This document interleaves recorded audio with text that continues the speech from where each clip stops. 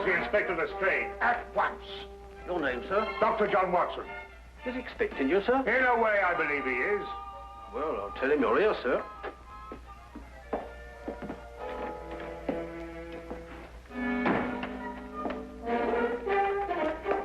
You can go in, sir. Ah, Dr. Watson, I didn't expect to have the pleasure of seeing you again so soon. Will you kindly read that? What is it? Read it. Oh. Yes, sir. Oh. I think it's disgraceful, sir. Absolutely disgraceful. What?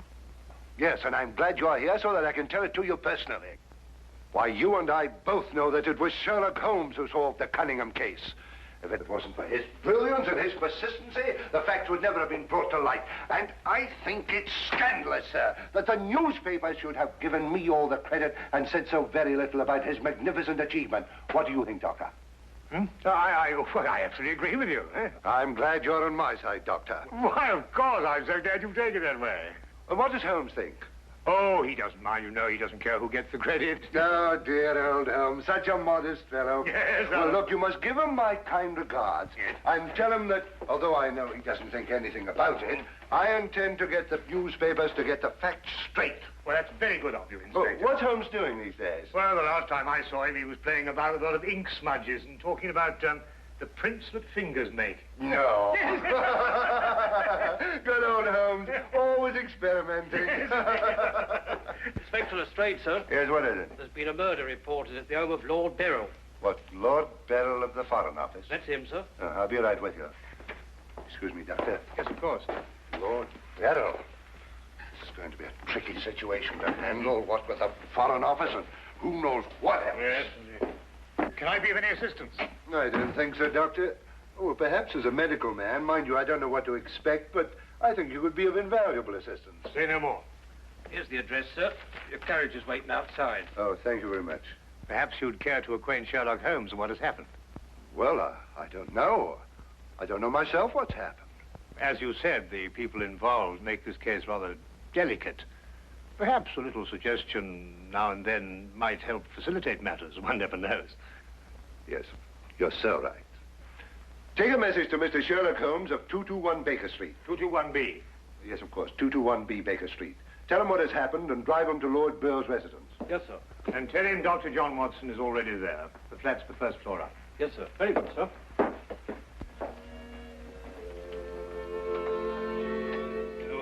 221B Baker Street.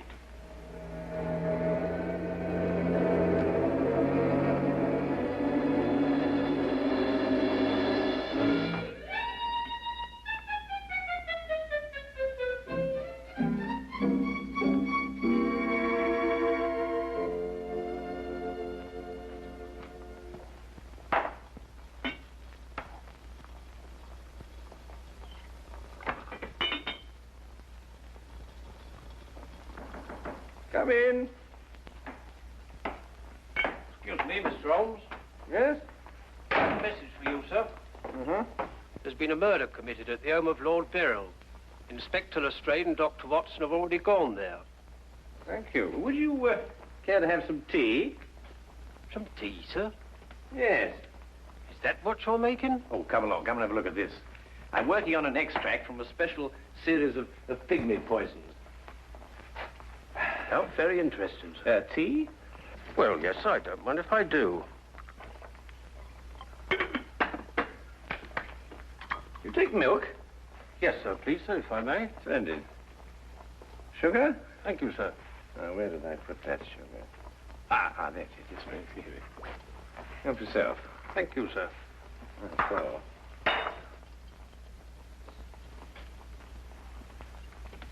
What's this you're doing here, sir? Well, I believe that certain poisons, if taken in the correct doses, can actually have beneficial rather than fatal effects. Now, that's very interesting, sir. Yes, it is, isn't it? And what's all this over here, sir? Oh, that? Oh, those are some tropical leaves. They were sent to me by a friend of mine who hunts in that part of the country. The essence, you see, passes through this tube, down here and across the table, and is condensed in that retort there. And what's that stuff in the bottom there? That's lime. That acts as a catalytic agent to combine the essence of the leaves with a dark, tar-like substance, which you can see at the bottom.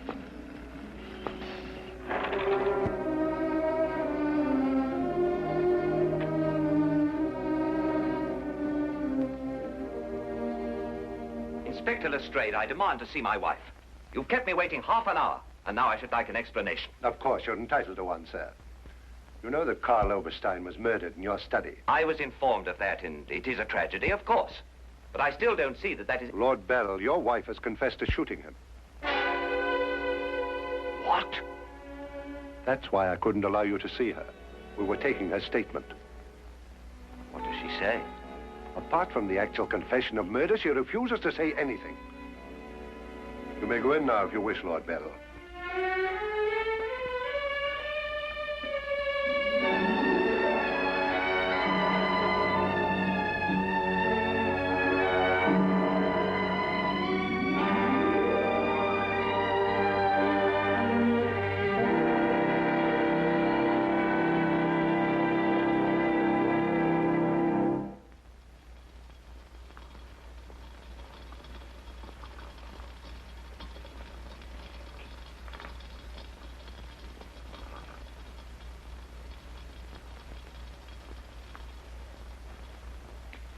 What's that you're putting in now, sir? Well, it's a form of acid dye. Yeah. That's all right. Oh, where have you two been all the afternoon? Didn't the sergeant tell you? Oh, yes, I remember. There was a murder somewhere. Was it interesting? No, Mr. Dwight. Uh-huh. Well, Lestrade, come and have whiskey and soda. Whiskey and soda, Lestrade. I don't know. I'll be off duty in 5 minutes. Yes, I think that'd be all right. Neat for me. Well, sit down if you can find yourself a place. There you go. yes, well, I think we can leave that to boil for a little while now. Now, gentlemen, what's the problem? Who was murdered? A man named Karl Oberstein. Oberstein. Oberstein. Oh, yes, I remember. An Austrian chap. He was originally, but of course, for a number of years, he's been a freelance agent. Mm-hmm. Buying and selling anything he can get his hands on, eh? But his hands in a bit too much this time. Lady Beryl shot him. Holt Smith, 38. Oh, really? It was a nasty bit there. I examined the body before it was removed. Entire back of the head gone. Instantaneous death, of course. Did you find the bullet? No, the police surgeon will do that. It hadn't come out. Yes, and that shot in the back of the head removes any possible chance Lady Beryl may have had of claiming self-defense. You're off duty now, aren't you, Wilkins? Yes, sir. You may go home. Thank you, sir. It's been a pleasure working for you this afternoon, Mr. Holmes.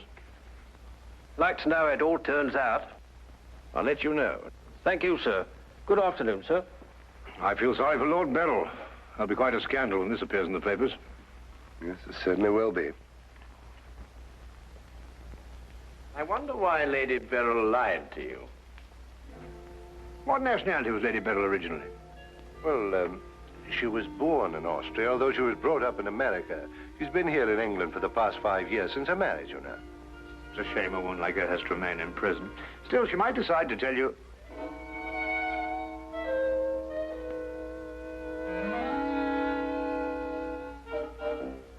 What did you say? I beg your pardon? What did you say just now? I didn't say anything. Oh, yes, you did. You said, I wonder why Lady Beryl lied to you. Oh, that? Yes, what did you mean? Nothing, except, of course, that Lady Beryl didn't shoot this chap Oberstein at all. But she confessed to it. Nonsense. She didn't shoot Oberstein because Oberstein wasn't shot. His head was bashed in with a blunt instrument. The revolver you claim was the murder weapon actually belonged to Oberstein. She found it lying by his side and pretended she'd done it in order to shield her husband. She's no more guilty than you two are. Would you hold that like a good fellow, please? Would you please repeat that? Of course, it's as plain as a... Here, would you mind holding that? Oh, well, it's not plain to me. Well, you told me that Lady Beryl confessed to shooting Oberstein. But Oberstein wasn't shot. Just because you find a man with the back of his head shattered and a gun lying by his side is no reason to assume he's been shot. Thank you. You also assumed that the bullet had lodged in Oberstein's cranium because it hadn't emerged through the front. Now, any student of elementary ballistics knows that the greatest damage to the skull is on the opposite side to which the bullet entered. The point of entry is always clean. But the gun we found was an Austrian gun, and Lady Beryl is an Austrian. Now, there's a logical bit of reasoning for you. Would you mind holding that, please? Lady Beryl saw Oberstein lying there and jumped to the same conclusion we did. Well, Lady Beryl's innocent.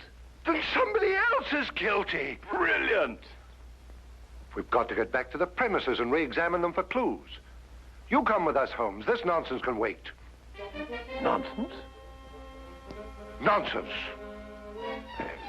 Nonsense? Did you say nonsense? I'll have you know, Inspector Lestrade, that if the law enforcement agencies of this country were a little, an infinitesimal amount more advanced than ancient Neolithic man, I would not have to be doing the basic research work that will in time benefit police bureaus throughout the earth. You may have a point, Mr. Holmes. A point? The only point is human, of which there is a paucity in the halls of our defense republic. So do you really think so? I certainly do think that. I'll tell you a few other things, Inspector.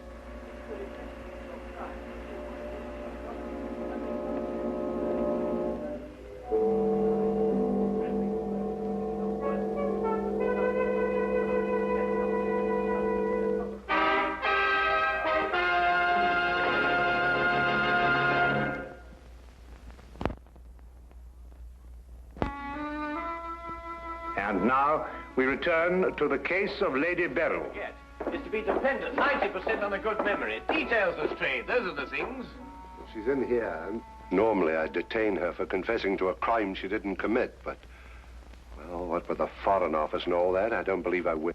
No, Lestrade, you don't want to hold her. Much easier to solve the crime if she's out. Exactly. Inspector Lestrade.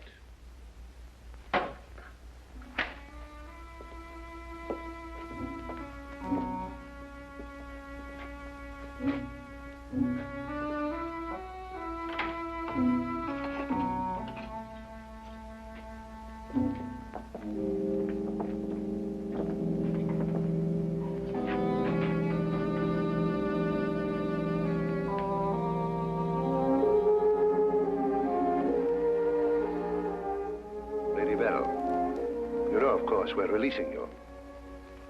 So I understand. Do you know why? No. We've been able to prove that you didn't commit this murder you confessed to. I see. We would, however, like an explanation as to why you confessed to this crime.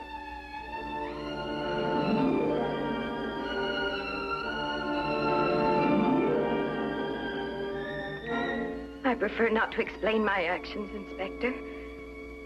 You realize, of course, that your actions are in themselves punishable and that we could detain you. I see. You still prefer to make no statement? That is correct. Very well, Lady Beryl. You'll be released as soon as the formalities can be cleared. Thank you. Human beings lie to gain, to cover, or to protect.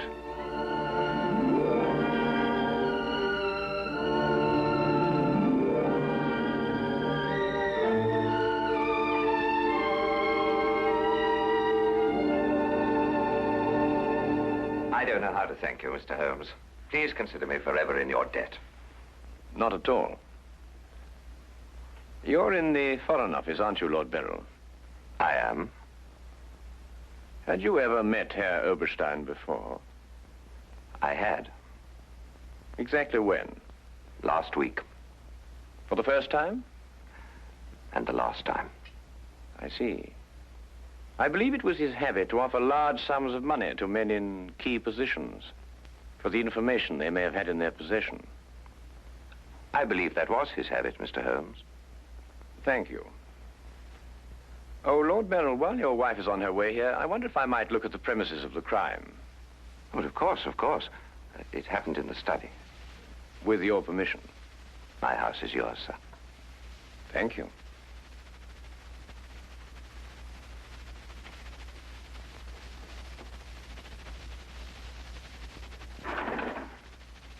Well, now, let me see. Karl Oberstein was lying about there. Of course, it's been removed. Yes, yes, of course. I see you cleaned everything up with your usual remarkable efficiency, Lestrade. Now, look here, Holmes. I didn't know there was going to be any mystery about this affair. Oberstein's head was here, Holmes, and his feet were there. Thank you, Watson.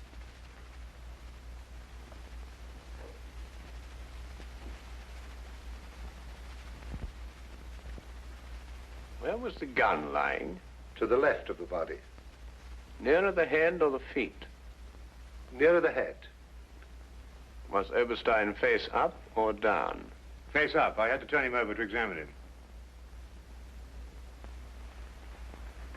Has there been any effort made to gain forceful entry into the house? No, none was reported. What?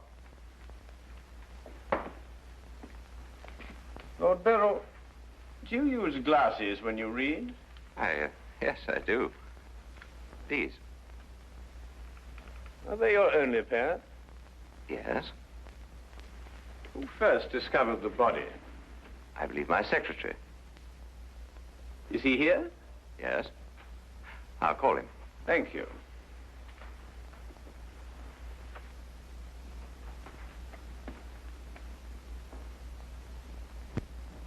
Lestrade, where was Lord Beryl at the time you estimated the crime was committed?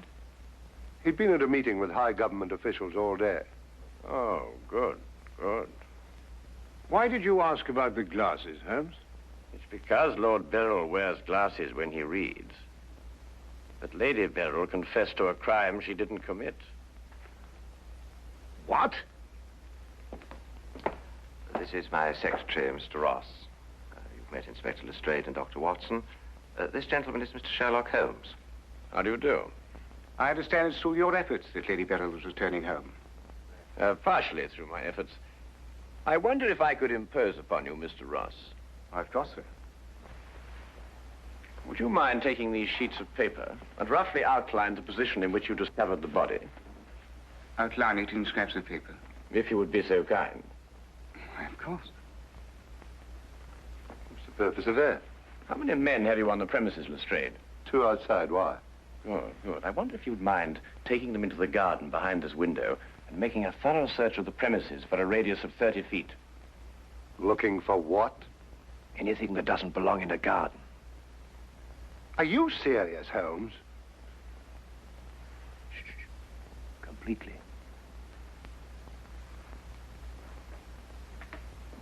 Let's got him out of our way. Have you examined your safe, Lord Beryl? I have, Mr. Holmes. All my papers are intact. Excellent, excellent. Does Mr. Ross have the combination to your safe? Yes? There's been no question of robbery. Of course not, Ross. One must ask these questions in an investigation. Of course. Good afternoon, Lady Beryl. Nina, my darling. How are you? I'm all right, George. Quite all right. You must rest. This experience must have been horrible for you. It's all right. It didn't last long enough to be too difficult. I don't know how, but Holmes has solved the entire thing. Has he really? Not entirely, Lady Beryl. Not yet. Do you expect to? I can only hope to. Mr. Holmes, if there's anything I can do to help. If it would not be too much of an imposition, Lady Beryl, I would like you to retake the position in which Mr. Ross discovered you when he entered the room. Mr. Holmes, my wife has had a harrowing experience. Please consider her nerves at this point. You're forgetting, Lord Beryl, that your wife confessed to a crime she didn't commit. The circumstances are somewhat exceptional. But if Lady Beryl would rather not... It's quite all right, George. Now, let me see.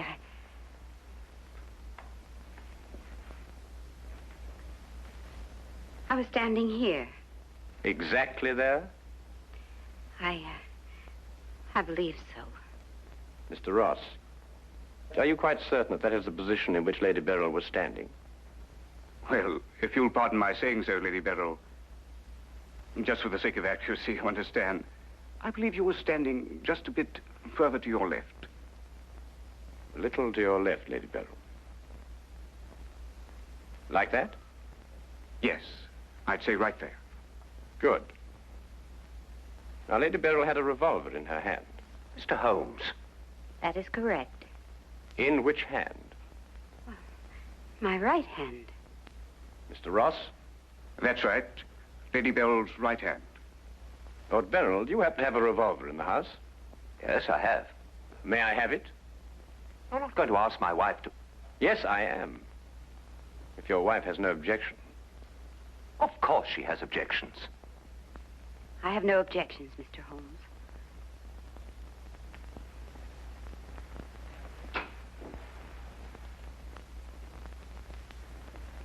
Ah, excellent. A .38 caliber.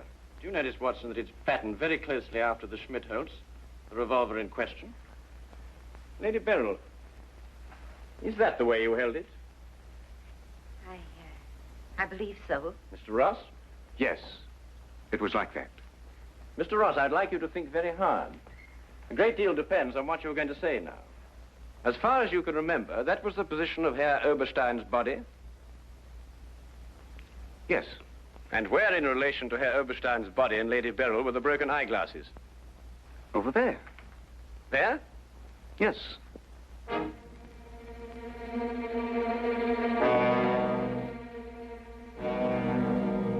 Watson, were there any glasses on the floor when you found the body? Absolutely not. You're positive? Positive. That's right. I didn't know what I was saying. There were no glasses on the floor at all. There weren't any glasses on the floor when you found Lady Beryl bending over the body. But there were when you sent Herr Oberstein crashing to the ground.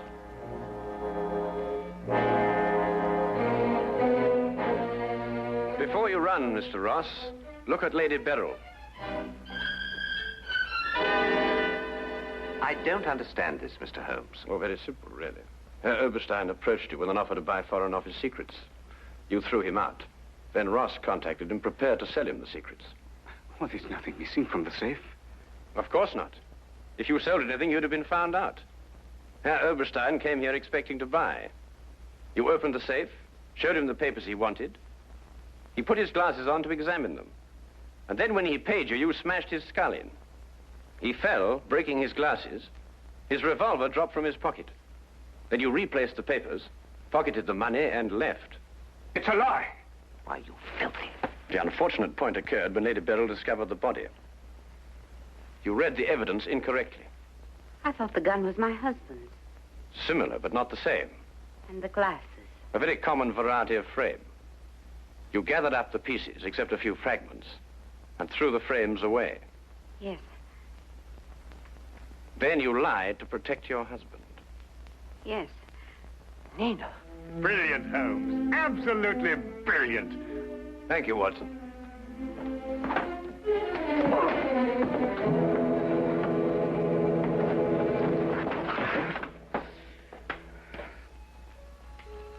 My humble and very grateful thanks, Mr. Holmes. It's been a pleasure to help so brave and noble a woman. I'm still not quite certain what's happened, but I know we shall both be forever indebted to you.